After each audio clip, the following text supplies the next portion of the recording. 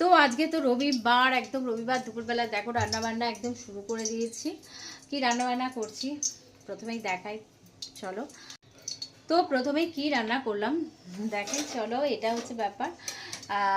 দেখো এখানে ভাত হচ্ছে, এই যে হাঁড়িতে ভাত বসিয়ে দিয়েছি। ভেবেছিলাম ভাতটা একটু দেরি করে করব, কিন্তু না, রান্নাঘরে বেশিক্ষণ থাকতে ইচ্ছা হচ্ছে না।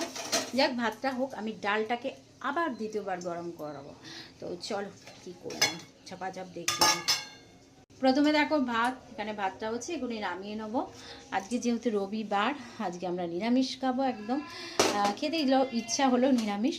এখানে আছে বড়মশাইয়ের পোস্তর বড়া, গোল গোল করে আলুকে ফ্রাই করে রেখেছি, এটা বড়মশাইয়ের খাবার।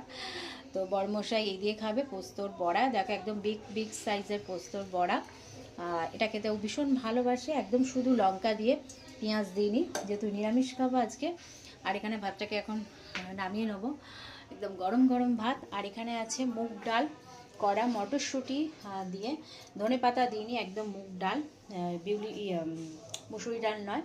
এখানে আমার স্যালাডটা করে রেখে দিয়েছি, একদম শসা লঙ্কা কেটে। আর তার সাথে আমি খাবো হচ্ছে এই যে এখনও সেই বেতো শাক আছে, এটা আজকে শেষ করে দেবো, আর রাখা যাবে না। আর এখানে আছে আমার আমলকি সেদ্ধ, আমলকি সেদ্ধটা পড়ে গেল।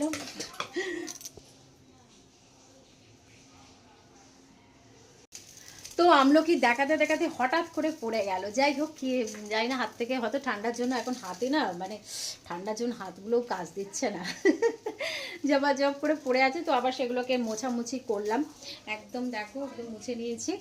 আর তার সাথে সাথে আমি বেগুনটাকে ফ্রাই বসিয়ে দিয়েছি, কারণ নিরামিষ খাবো তো একটু ভাজাভুজি না হলে কি ভালো লাগে, ডালের সাথে বিশেষ করে। তো ওর জন্য বেগুন ফ্রাই বসিয়ে দিয়েছি শুধু নিজের জন্য। এই দেখো বেগুন ফ্রাই হচ্ছে, এবার তুলে নেবো, এবং ভালো মতনই ফ্রাই হয়ে গেছে, কাঁচা কাঁচা নেই।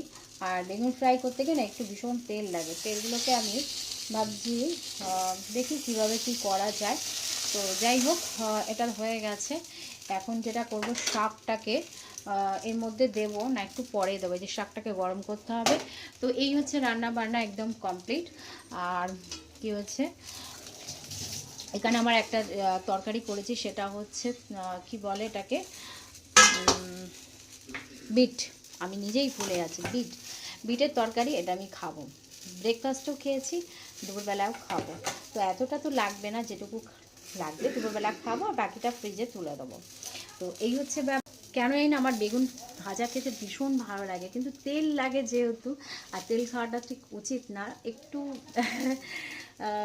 মেনে চলি। তো চলো, এখনকার মতো ভিডিওটাকে এন্ড করলাম। ভিডিওটা ভালো লাগলো প্লিজ লাইক